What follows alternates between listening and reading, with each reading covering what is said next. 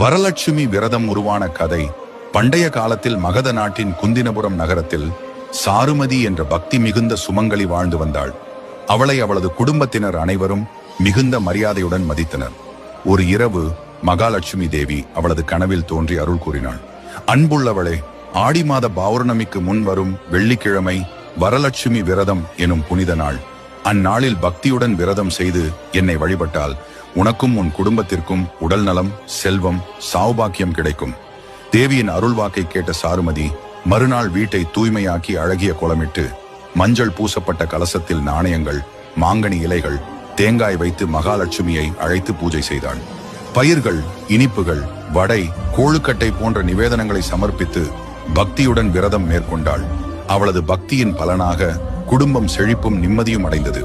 இதை கண்ட பிற பெண்களும் அதே விரதத்தை அனுஷ்டித்து தேவியின் அருளை பெற்றனர்.